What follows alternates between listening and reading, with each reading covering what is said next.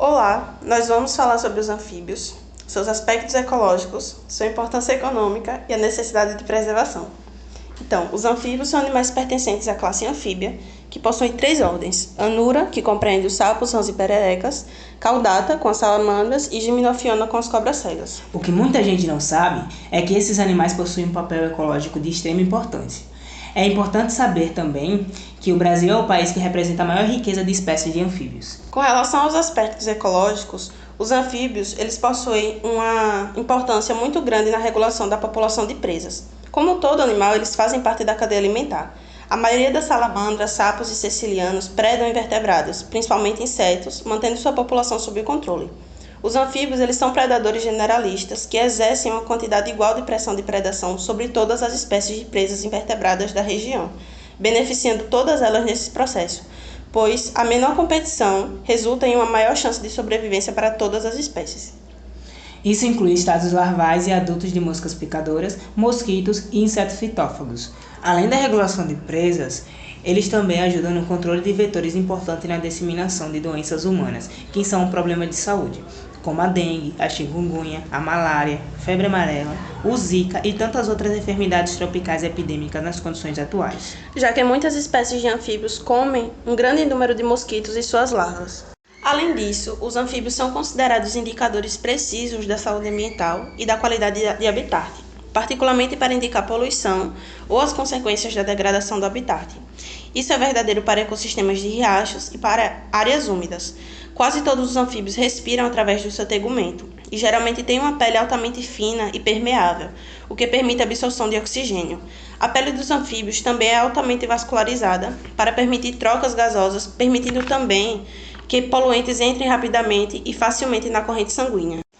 Assim, a pele dos anfíbios permitirá a passagem de muitos produtos químicos, incluindo toxinas e poluentes, como pesticidas e metais pesados, que podem ser letais para eles, ou induzir sérios problemas fisiológicos. Contudo, a capacidade de absorver minúsculos contaminantes ambientais os torna bioindicadores fantásticos. Outro aspecto é o benefício da atividade de escavação para a qualidade do solo e a aeração. Muitas espécies de anfíbios têm um modo de vida escavador. Eles tendem a se esconder para evitar condições climáticas adversas, como altas temperaturas, secas e estresse hídricos. Alguns anfíbios, particularmente aqueles que vivem em climas áridos, como o sapo escavador, tendem a emprestar um modo de vida fossorial. Além disso, muitos anfíbios temperados, como o sapo americano e algumas salamandras, a passar grande parte da sua vida em tocas, particularmente para a estivação e hibernação, forrageio e criação em terra ou água.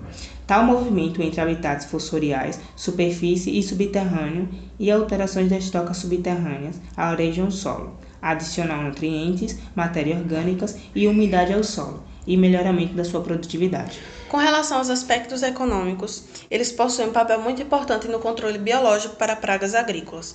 Os anfíbios, eles se alimentam constantemente durante todo o período ativo e consomem alimentos em grandes quantidades por unidade de biomassa.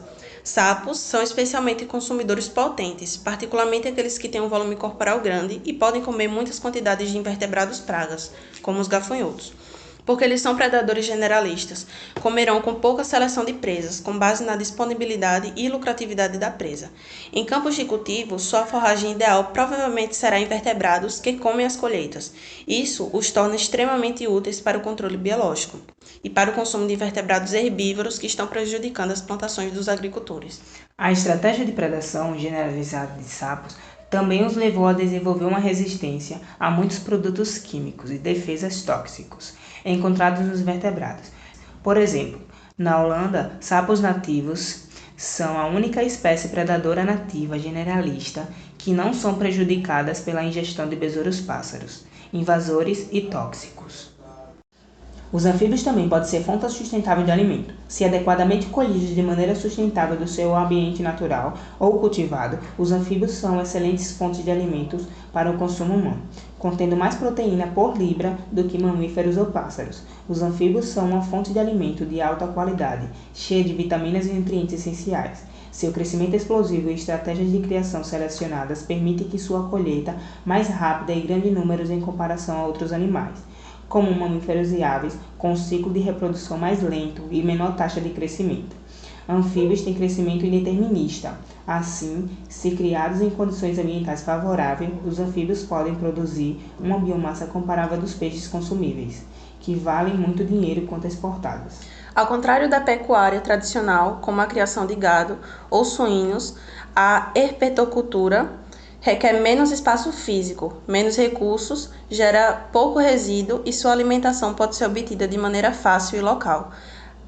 Outro aspecto econômico é a importância na medicina e na farmácia, com a regeneração de órgãos, membros e tecidos. As salamandras adultas elas podem regenerar membros e caudas inteiras e diversos órgãos e tecidos críticos, incluindo cérebro, medula espinhal, coração, mandíbulas, retina e lentes. Eles são a única classe conhecida de vertebrados que são capazes de regenerar esses tecidos na idade adulta. Muitas salamandras também podem regenerar caudas perdidas, e muitos anfíbios podem reparar todos os tecidos antes da metamorfose, quando estão no estágio juvenil do girino. Ao estudar e entender como os anfíbios fazem isso, tratamentos podem ser desenvolvidos para seres humanos, que podem salvar ou melhorar drasticamente a vida de pacientes que sofrem de ataques cardíacos, derrames, medula espinhal, lesão ocular, lesão cerebral ou qualquer pessoa que necessite de elaboração de órgão ou próteses. O ecoturismo é um fator importante envolvendo os anfíbios, pois anfíbios coloridos e únicos contribuem para uma experiência de ecoturismo, e a maioria dos turistas entrevistados na África do Sul mencionaram que teriam ficado mais tempos em uma área ou teriam maior probabilidade de visitar uma área se os anfíbios pudessem ser observados, e se fossem fornecidas informações sobre eles durante o passeio e os centros de informações. Os anfíbios melhoram a atração de áreas protegidas para turistas e, assim, melhoram significativamente o sucesso das áreas protegidas e de todos os benefícios para os seres humanos e a ecosfera que essas áreas oferecem. Além de receber mais visitas do que o total da população humana da Terra a cada ano, as visitas às áreas protegidas geravam cerca de 600 bilhões em gastos diretos em dólares americanos a partir de 2015. Os anfíbios estão passando por declínio populacional em escala global devido a uma variedade de fatores antropogênicos, como destruição e fragmentação de habitat, superexploração, poluição ambiental, mudanças climáticas e introdução de espécies invasoras contribuindo para o declínio catastrófico de ambientes em muitos biomas. No entanto, essas ameaças são desproporcionalmente altas nos hosts de biodiversidade, como ecossistemas úmidos, os fatores mais críticos que levam a população de anfíbios ao declínio, destruição e fragmentação de habitat, que é denominado comum entre muitas espécies ameaçadas. No entanto, o declínio de anfíbios foi registrado em áreas bem protegidas, incluindo aqueles que são relativamente primitivos e não são diretamente afetados pelas atividades humanas. Globalmente, aproximadamente 1/3 de todas as espécies de anfíbios estão ameaçadas de extinção, e quase metade está passando por um declínio acentuado da população. Nas últimas décadas, a taxa de extinção em todo o mundo excedeu em 200 vezes a taxa de extinção do histórico. De acordo com a avaliação global de anfíbios, aproximadamente 34 espécies de anfíbios foram extintas globalmente, e muitas delas eram endêmicas para regiões particulares. A morte desses animais também é causada pela desinformação. Existem pessoas que acreditam que os sapos jogam veneno em quem se aproxima e por isso estimulam o extermínio desse pequeno animal. É importante ressaltar que pouquíssimas espécies têm a capacidade de fazer isso. De maneira geral, os sapos possuem uma glândula localizada na parte posterior dos olhos, sobre o dorso, que produzem toxinas com o objetivo de protegê-los de ataques. Porém, essas glândulas não espirram o veneno por conta da aproximação de uma ameaça. A tal toxina que ele produz só é liberada quando essa glândula é pressionada. Quando o sapo é agredido, as glândulas liberam o veneno no agressor. Dependendo da espécie, essas toxinas podem causar incômodos leves, como náuseas, vômitos e dores abdominais, até consequências maiores, como convulsões e morte. O que acontece ao jogar sal no dorso de um sapo? O sal é um composto químico que retira a umidade do ambiente e de algumas superfícies, ou melhor, ele absorve a umidade. Por isso, se jogarmos sal no sapo, esse mineral vai sugar a umidade natural da pele do animal. As consequências disso é muita dor e sofrimento ao animal. Trata-se de uma sensação muito similar à de jogar sal sobre uma ferida, ou seja, uma dor lancinante. O sal vai desidratando a pele do animal aos poucos e mata por sufocamento, já que impede a realização da respiração cutânea. Ficou mais fácil de compreender por que é importante manter sapos vivos no meio ambiente? Apesar de ser um animal que não possui uma boa aparência, eles são essenciais para o ecossistema e não causam danos para ninguém.